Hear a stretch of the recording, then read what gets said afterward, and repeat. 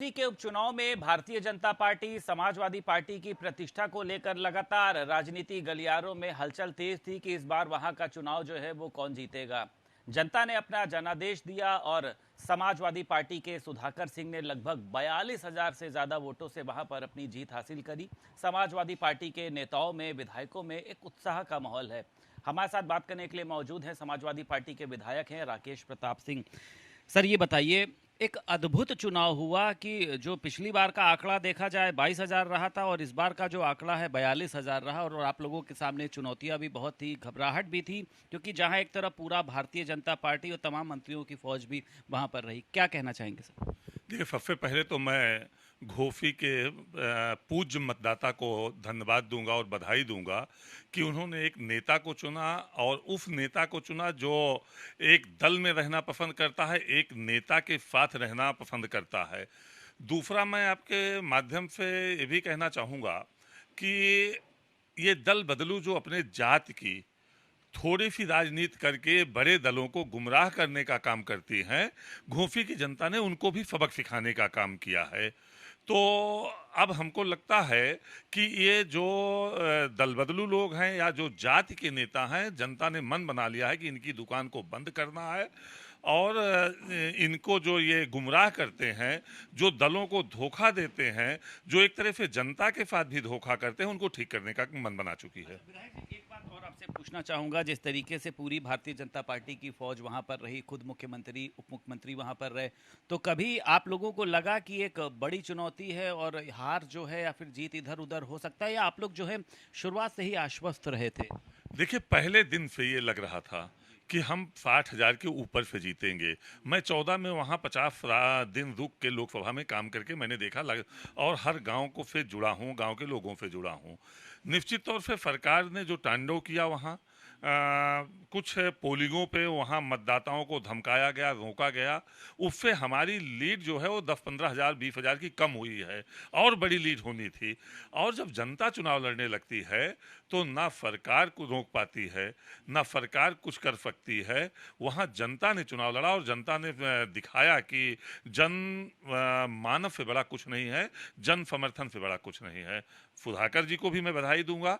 सुधाकर जी 12 में विधायक हुए, उसके पहले भी विधायक रहे, 12 में मेरे साथ विधायक हुए, फिर उनका टिकट कटा, फिर उनको उपचुनाव में टिकट मिला, सिंबल गड़बड़ हुआ, फिर उनका 22 में टिकट इन दल बदलुओं के चक्कर में काटा गया, लेकिन वो अखिलेश यादव में विश्वास करते हुए समाजवादी पार्टी के सिद्धांतों पे चलते हुए वो समाजवादी पार्टी में बने रहे, जिसका जनता ने उनको भरपूर आशीर्वाद देने का काम किया। लगातार आप भी सुनते रहते थे कि जो ओम प्रकाश राजभर है वो कहते हैं कि मैं बाजा बजा दूंगा, तो बाजा तो उन्होंने इस बार भी बजाया, लेकिन जो है वो दूल्हा जो है वो कोई और बन गया। बच रहे हैं मीडिया से बातचीत करने से ओम प्रकाश राजभर?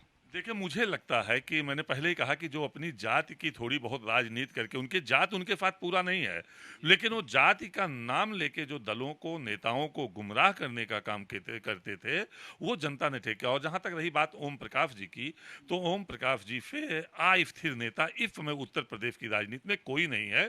उनको स्थिरता की जरूरत है और हमको लगता है कि अगर इस तरह से वो बात करते हैं, राजनीति में बाजा बजा देना, ऊट पटांग की है बात, मैं उनकी शब्दावली को देखता हूँ तो कहीं ना कहीं वो लोकतंत्र में इन शब्दावलियों का कहीं जगह नहीं है। तो जनता ने भी मत बना दिया है कि इन बड़बोले नेताओं को ठीक करना है और हमको सरकार को भी ठीक करना है और बड़बोले नेताओं को भी ठीक करना है। और समाजवादी पार्टी और माननीय राष्ट्रीय अध्यक्ष अखिलेश यादव जी के साथ रहते हुए प्रदेश को एक संदेश देने का जो काम किया है, वो उसके लिए भी मैं बधाई देता हूं। और उनके साथ रह के ये आज एक छोटे से चुनाव में पूरे प्रदेश को संदेश गया है कि नहीं, आपके अनाचार, अत्याचार, बेरोजगारी, महंगाई के खिलाफ अब जनमानस खड़ा होना शुरू कर दिया है। और मैं केवल विधानसभा घोफी की ही बात नहीं करूंगा, कई जो है पंचायत में, जिला पंचायतों के चुनाव हुए हैं, उसमें भी समाजवादी पार्टी के पैनल से जितने लोग लड़े हैं वो सब जीते हैं। मैं उनको भी बधाई देता हूं। तो जनता ने अब मन बना लिया है कि बदला जाएगा। मतलब माना जाए कि एक जो बड़ा मैसेज है वो 2024 के लिए आपको लगता है कि जाएगा इसमें?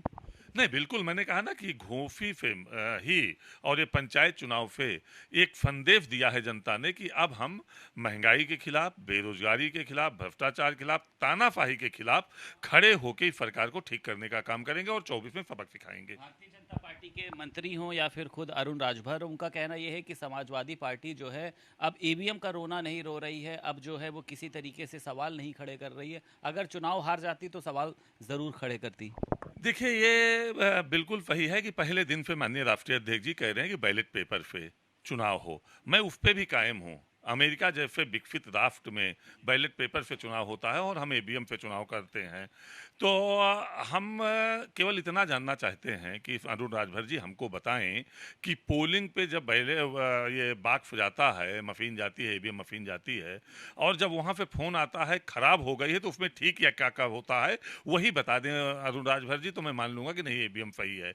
ये जब देखो, मैंने पहले कहा कि जब जनता किसी चुनाव को लड़ने लगती है, जनमानस जब पूरी तरह से मन बना लेता है, तो ना ईवीएम रोक पाता है, ना प्रशासन रोक पाता है, ना शासन रोक पाता है। मऊ और घोंसी के चुनाव को जनता ने मन बना लिया था कि सुधाकर जी को एक तरफा जिताना है। बहुत शुक्रिया बात करने के लिए। हमारे साथ समाजवादी पार्टी के विधायक राकेश प्रताप सिंह मौजूद थे और साफ तौर पर उनका कहना यह है कि घोसी का चुनाव जिताने के लिए जनता ने मन बना लिया था। ओम प्रकाश राजभर जैसे नेता जो लगातार अपने दल को बदलते हैं, इनको घोसी की जनता ने भी सबक सिखाया है। लखनऊ से वीडियो जर्नलिस्ट निखिल के साथ संदीप खेर, भारत समाचार।